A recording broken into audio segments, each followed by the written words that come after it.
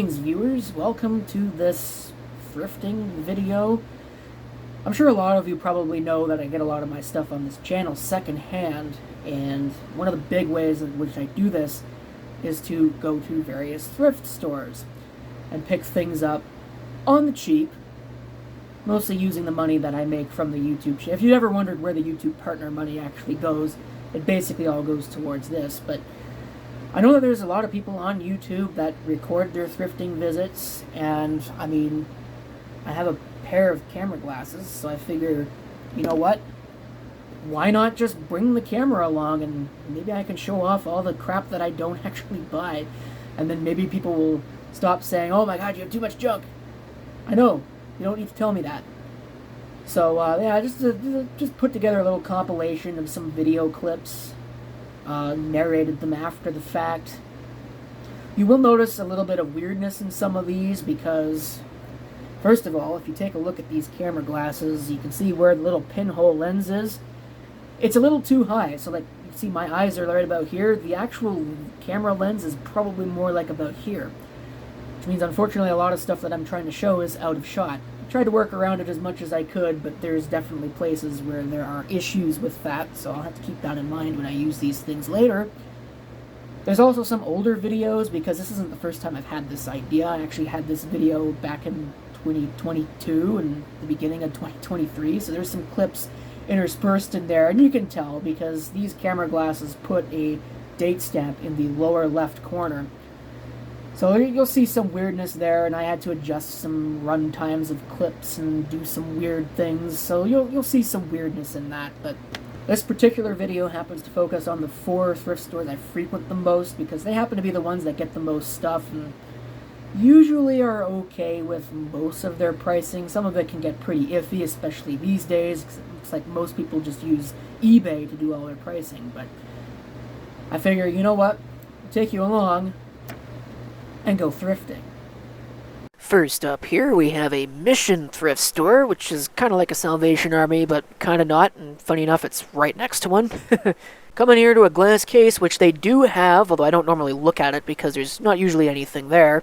They do have this Sony wireless headphone set, kind of neat. Now we'll take a look at what I'll call the appliances section, and there's a Ronco Showtime down here. $30, not all that great of a price, and I already have one, so I passed it up. Right next to that was this, for lack of a better term, dildo fan. That caught my eye only because of the tag that was on it. Timer plus rotation, non-function, fan works. Yeah, these things are worthless crap. Speaking of worthless, one of those crappy Arctic Air things. This is one of the original ones. It's weird to see it in the box, though. This heater isn't all that interesting. I already have one, but this one's in better condition. I was kind of tempted. And check out this cute little toaster. It was kind of tempting too, but a little bit much on the price, and I've already got like 3 toasters. I don't need another one. Oh well. Checking out the media here in Thunderstorm. These soundtracks catch my eye. This wasn't that interesting though. Then this wasn't what I thought it was, so I just kind of put it back. And then I swear, this CD follows me around everywhere. One of these days, maybe. Now we're coming here in the electronics section, and there was something in here that was making a noise. Turns out it was just that stupid iPod dock thing. And then there's this stupid thing. Cheap, crappy keyboard that somebody wrote numbers on all the things. I don't know why they did that. And then down here, this kind of caught my eye, this multi-purpose device. One of those boombox-like things by Jensen. A little expensive, though. Check out this thing, this memory lock with cable in box. This also caught my eye here, this dual monitor stand. It's not something that you see every day. And then the world's cheapest vacuum cleaner. I couldn't even recognize the brand on this thing. For $50? Yeah, no thanks. And Christmas has vomited all over this store. Yuck. Everywhere. Here's some speakers.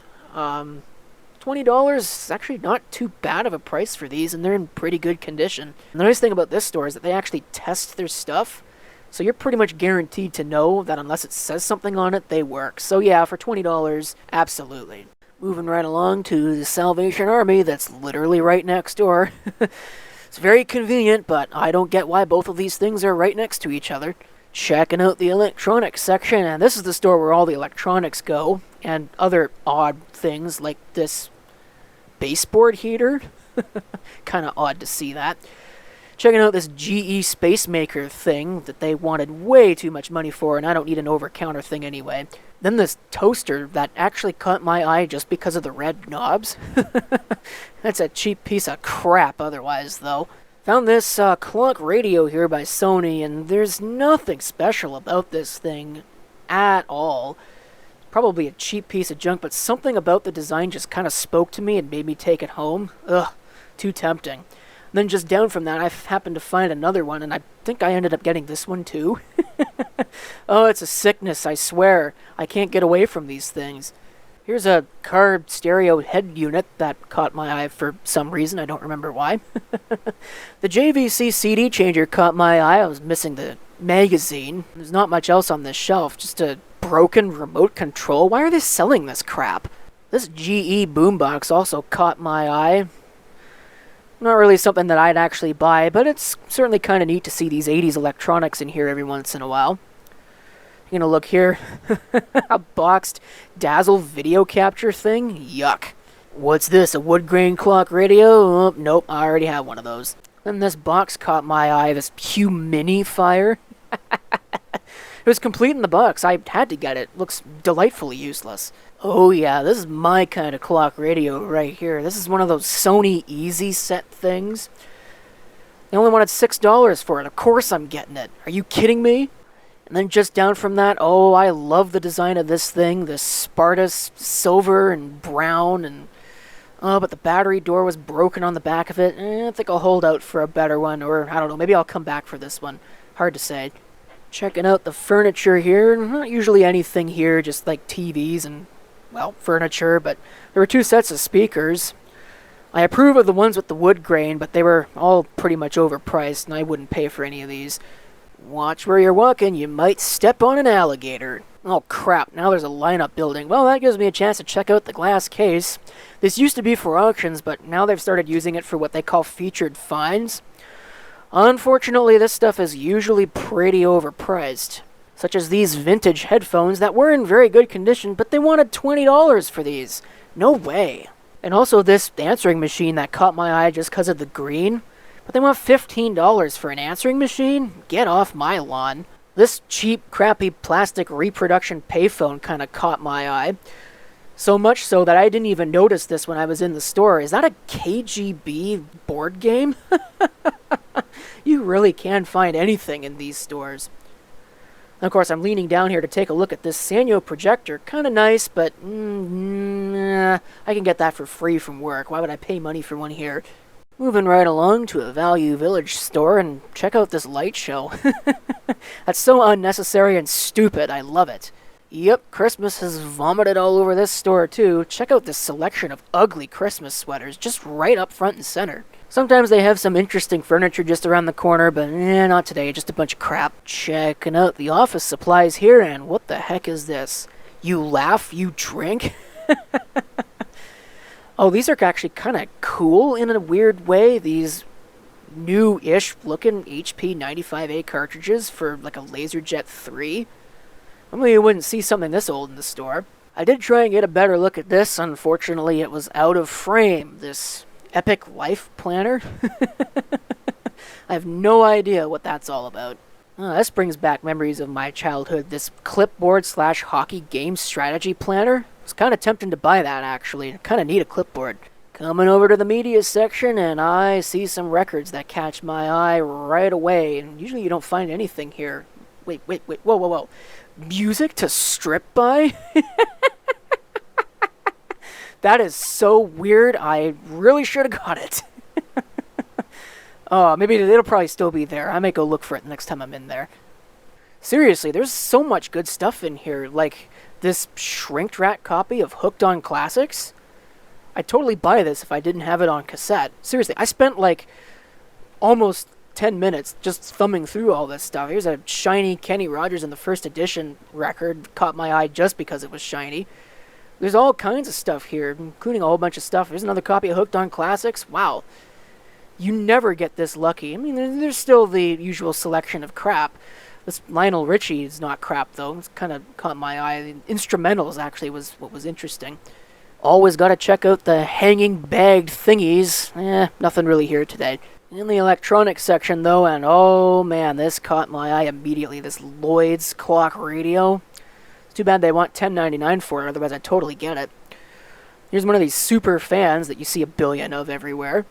And then this also caught my eye. I haven't seen one of these in a long time. One of these register cyclone things. This also caught my eye. It's just an empty box. Checking out more electronics though. Bunch of junky fans, bunch of TV crap, and blah blah blah. Bunch of crap, and oh my god, what is this? Is it really? Oh yes it is. That is an HP LaserJet 6L. For $12.99, I'd rather have a better model though. Look at sometimes I look at these keyboards. This thing's just a piece of crap though. You might find some nice things, but not that. And I found some computers, just taking a look back here, what I thought were computers anyway, not the Plex 3020 and this HP thing. Oh, they're just cases though. Boo. This is not boo though. This is pretty beefy and nice. Who made this? 3M. Overhead projector. I already have an overhead projector, otherwise that would certainly be tempting. But underneath this Santa hat, oh, I need this. This is like an HP paint jet. I couldn't actually read it. It looks like a dot matrix printer, but it's not. It's an inkjet. And yeah, it's probably a piece of crap, and I didn't have the power supply, and it was kind of expensive at $15, but you know what? I gotta get this thing. Oh, that clock radio is so tempting. I spent too much money already, though. Resist the urge. And last but not least, another Value Village store. This is kind of interesting. Right next door used to be a Bed Bath & Beyond, and then that went out of business, of course. Shortly after, this like rooms and spaces thing that you can see there just kind of opened and appropriated all of the store fixtures and probably also appropriated all of the unsold merchandise. It was open for like 2 weeks, and then it also closed. They still had their now open signs up and just disappeared. They're trying to open what looks like a Chinese market in there. That actually would be kind of neat, except I don't hold out much hope of it actually opening because that coming soon sign has been up there for over a year now. Kind of sad. I usually never check the media section at the store because most of the time it's useless, but oh, look at this. 8-tracks. You don't see those any day. Now, none of these are actually worth buying, and of course, nor was basically anything else that was there, but hey, it's cool to see 8-tracks out in the wild again. Checking out the office supplies section, and these caught my eye immediately for the brown. These Adler Royal printing calculators. $10.99, not really all that interesting. Kind of neat to see, though. So, too, was this Staples calculator that was mostly uninteresting, other than the actually kind of nice buttons on it. Is this an ADT? Oh, nope, that's not an ADT phone, just ADT phone numbers. Then I happened to glance and see this. This is like a pack of vintage Staples. Normally wouldn't buy this, but that's kind of neat. There actually were 2 of them in there.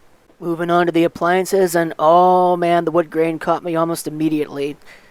I just finished saying I don't need another toaster, but man, oh man, if this thing wasn't $14.99, I would totally buy it.